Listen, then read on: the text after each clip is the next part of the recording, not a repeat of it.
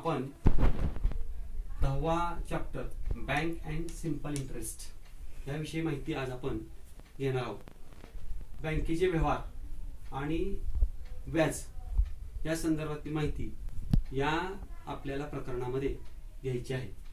आता पहिल्यांदा बँक म्हणजे काय? Bank is a government recognised institution that carries out transaction of money. म्हणजे बँक ही अशी एक संस्था असते जी सरकारी संस्था आहे आणि ती पैशाची देवाणघेवाण करते. Bank is a government recognised institution that carries out transaction of money. We can deposit or withdraw money from bank. म्हणजे आपण बँकेमध्ये पैसे ठेवू शकतो, डिपॉझिट, विथड्रॉ आणि काढू शकतो. For this we must open an account in a bank. आता बँकेमध्ये पैसे डिपॉझिट किंवा विथड्रॉ करण्यासाठी आपल्याला बँकेमध्ये अकाउंट म्हणजे खातं असावं लागतं. त्या व्यक्तीचं बँकेमध्ये अकाउंट असावं लागतं आणि ह्या अकाउंटची माहिती या प्रकरणामध्ये आपल्याला घ्यायची आहे.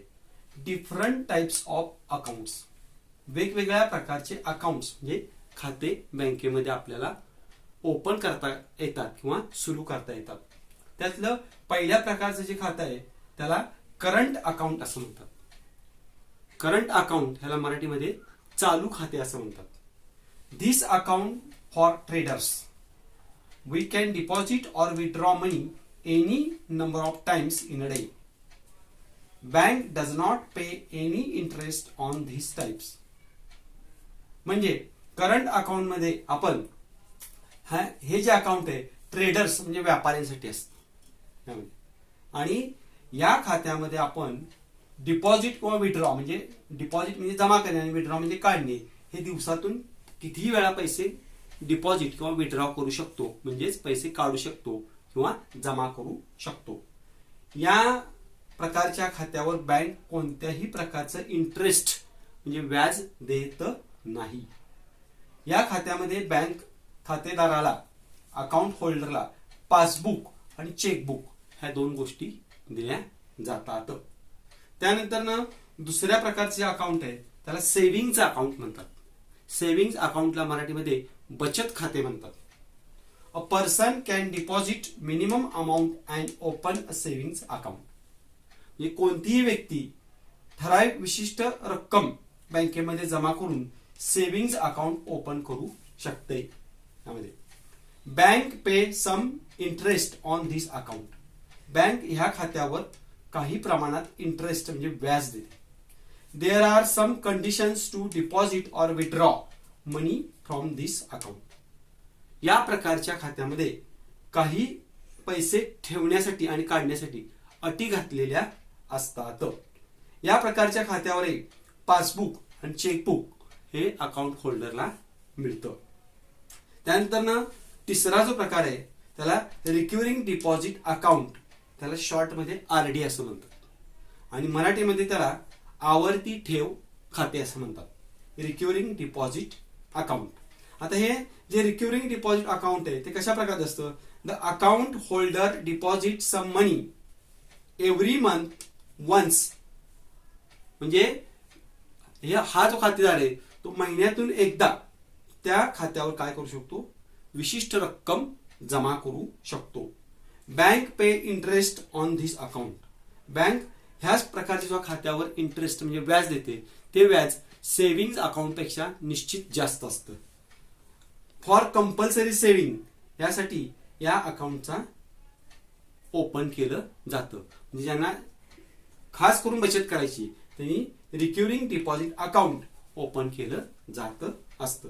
Then we turn fourth type of account. चौथ्या प्रकारचं जे खातं आहे त्याला फिक्स्ड डिपॉझिट, शॉर्ट मध्ये त्याला एफडी असं म्हणतात. त्याला मराठीमध्ये कायम ठेव खाते असं म्हणतात. फिक्स्ड डिपॉझिटला कायम ठेव खाते असं म्हणतात. A depositors deposits a certain amount for a fixed period in a bank.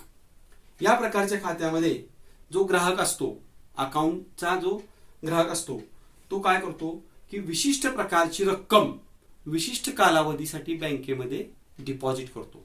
उदाहरणार्थ 2 लाख, 5 लाख, 1 लाख, 1 वर्ष, 2 वर्ष, 5 वर्ष अशा प्रकारे बँकेकडे तो काय करतो, जमा करतो. त्यालाच फिक्स्ड डिपॉझिट असं म्हणतात. बँक काय करते, त्याच्यावर त्याला ह्या प्रकारच्या खात्यावर काय करते, ग्रेटर इंटरेस्ट, सगळ्यात जास्त व्याज या खात्यावर दिले जातं, ग्रेटर इंटरेस्ट. आणि हा जो खाते प्रकार आहे फॉर सिनियर सिटीजन्स साठी असतो, म्हणजे ज्येष्ठ नागरिकांसाठी हा फायदेशीर प्रकार असतो. यामध्ये या अशा प्रकारे आपण आज करंट अकाउंट, चालू खाते, सेव्हिंग्ज अकाउंट, बचत खाते, रिक्युरिंग डिपॉझिट अकाउंट, आवर्ती ठेव खाते, फिक्स्ड डिपॉझिट, कायम ठेव खाते अशा 4 प्रकारच्या खात्यांचा इथं अभ्यास केलेला आहे.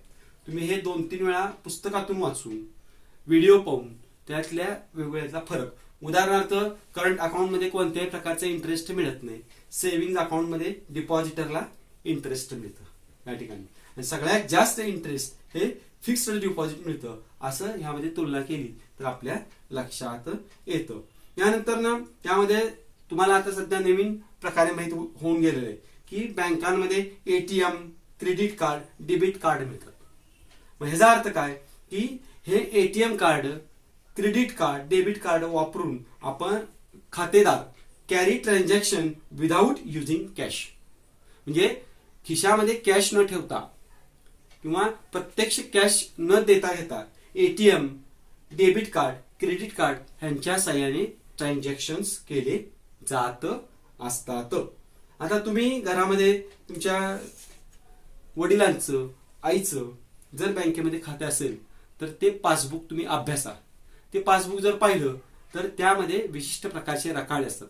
पहिली ओळ म्हणजे अनुक्रमांक असतो, दुसऱ्या रकान्यामध्ये कोणत्या प्रकारचे व्यवहार केले ह्याची माहिती दिली असतं, तिसऱ्या रकान्यामध्ये बँकेत गेल्यावर तुम्ही किती पैसे ठेवले, चौथ्या रकान्यामध्ये किती पैसे काढले, तुमचे किती पैसे शिल्लक आहेत, हे सगळं त्या पासबुकवर माहिती दिली जाते. थोडक्यात पासबुक म्हणजे तुम्ही ज्या ज्या वेळी बँकेत जाता त्यावेळेस तुम्ही किती रक्कम डिपॉझिट केली किंवा विथड्रॉ केली, काढली ह्याचा व्यवहार तुम्हाला लिखित स्वरूपात पासबुक मध्ये दिलेला असतो. तुम्ही एखाद्या पासबुकचं ऑब्झर्वेशन करा, त्यातले कॉलम समजावून घ्या, माहिती घ्या आणि त्यावरून तुम्हाला कळेल. आता हे झालं types of account. Then we have to turn about some problems solving on interest. Simple interest वरचे आपल्याला काही या ठिकाणी गणित सोडवायचे आहेत. त्यापूर्वी गेल्या वर्षी तुम्ही प्रिन्सिपल, ह्याला मराठीमध्ये मुद्दल म्हणतात, म्हणजे जी बँकेत रक्कम ठेवली जाते किंवा बँकेकडून कर्ज म्हणून घेतली जाते त्या रकमेला प्रिन्सिपल आणि मराठीमध्ये त्याला मुद्दल म्हणतात. दुसरं जे आहे रेट ऑफ इंटरेस्ट. बँक काय करते, तुम्ही जेव्हा बँकेमध्ये काही रक्कम डिपॉझिट करता त्यावेळेस किंवा कर्ज म्हणून घेता त्यावेळेस बँक त्यावर काय करते, व्याजदर ठरवते, त्याला रेट ऑफ इंटरेस्ट आर असं म्हणतात. त्यानंतर तिसरं जे आहे ते पिरियड म्हणजे काय तर कालावधी, म्हणजे एखादा व्यवहार बँकेत करत असताना तो किती कालावधीचा करायचा, 1 वर्ष, 2 वर्ष, 5 वर्ष, 2 इयर्स, 5 इयर्स, 1 इयर्स हे त्या पिरियडवर ठरवलं जात असतं. त्यानंतर ना यामध्ये सिंपल इंटरेस्ट म्हणजे सरळ व्याज असं म्हटलं जातं. आणि ह्यातला 5वा जो मुद्दा आहे अमाऊंट म्हणजे एकूण रक्कम, हे या ठिकाणी माहिती पाहिजे. आता सिंपल इंटरेस्ट काढण्यासाठी या ठिकाणी पुस्तकामध्ये एक विशिष्ट फॉर्म्युला म्हणजे सूत्र दिलेले आहे. Simple interest is equal to P into R into T upon 100 असं हे फॉर्म्युला आहे.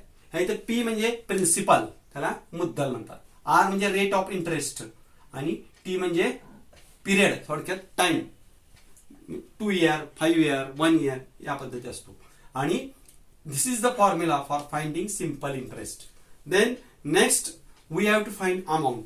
Amount is equal to principal plus interest, म्हणजे A is equal to P plus I. A for amount is equal to P for principal plus I for simple interest. म्हणजे ह्या फॉर्म्युल्याचा वापर करून आपल्याला या ठिकाणी काय करायचंय, प्रॅक्टिस सेट 40 मधले काही उदाहरणं समजावून घ्यायची आहेत. आता आपण प्रॅक्टिस सेट 40 जो आहे त्या संदर्भातली माहिती घेणार आहोत. यामध्ये जो पहिलं एक्झाम्पल आहे ह्यात रहेना नावाच्या व्यक्तीने काय केलेलं आहे, 1500 rupees at the rate of 9 PCPA 2 years हे बँकेमध्ये ठेवलेले आहे. आणि 2 इयर नंतर त्यांना किती रक्कम प्राप्त होईल असं ह्या प्रश्नामध्ये काय केलेलं आहे, विचारलेलं आहे. टोटल रक्कम, टोटल अमाऊंट किती मिळणार आहे असं ह्या उदाहरणात विचारलेलं आहे. या ठिकाणी P principal 1500 rupees, R 9 PCPA आणि टी पिरियड 2 इयर्स असं या उदाहरणामध्ये दिलेलं आहे. आता सिंपल इंटरेस्टचा फॉर्म्युला वापरल्यानंतर P into R into T upon 100, इथं P 1500, R 9 and T2 upon 100. ह्या 2 zeros are cancel. Then the product of 15 into 9 into 2 हा गुणाकार केल्यानंतर तो प्रॉडक्ट येतो 270. म्हणजे थोडक्यात रेहनाला 270 रुपीज सिंपल इंटरेस्ट मिळालं. आणि आफ्टर 2 इयर्स म्हणजे 2 वर्षानंतर amount is equal to principal plus interest हे जर केलं तर 1500 प्लस मिळालेलं इंटरेस्ट 270 यांची total 1770 rupees Rehana got at the end of 2 years. अशा प्रकारे फॉर्म्युला वापरून या ठिकाणी आपल्याला काही वेळेस सिंपल इंटरेस्ट काढावं लागतं, काही वेळेस अमाऊंट काढावं लागते. ह्याच प्रॅक्टिस सेटमध्ये तिसरं एक उदाहरण आहे. त्या तिसऱ्या उदाहरणामध्ये श्रीकांत नावाच्या व्यक्तीनं बँकेमध्ये 85,000 रुपये ऍट द रेट ऑफ 7% आणि इथं टाइम पिरियड दिलेला आहे 2.5 इयर्स दिलेला आहे. या ठिकाणी या काय केलेले ठेवलेले आहेत आणि काय सांगितलेले की at the end off period म्हणजे 2.5 इयर्स संपल्यानंतर त्याला इंटरेस्ट म्हणून किती रक्कम मिळेल असं या ठिकाणी विचारलेलं आहे.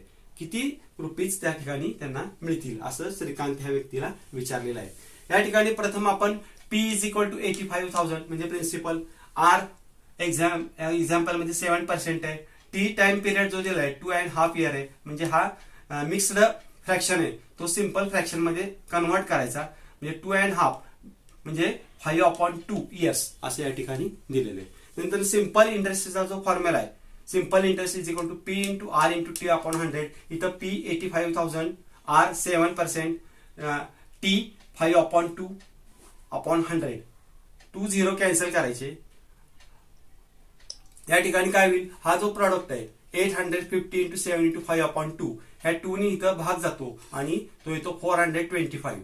आता 425 इंटू 7 इंटू 5 हा सगळा जर प्रॉडक्ट केला तर आय इंटरेस्ट येतो 14,875 रुपीज.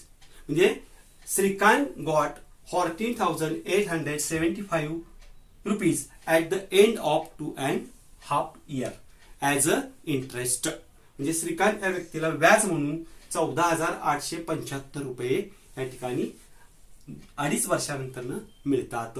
या प्रकारे अशा प्रकारे हे उदाहरण तिसरं या ठिकाणी काय केलं जातं, सॉल्व्ह केलं जातं.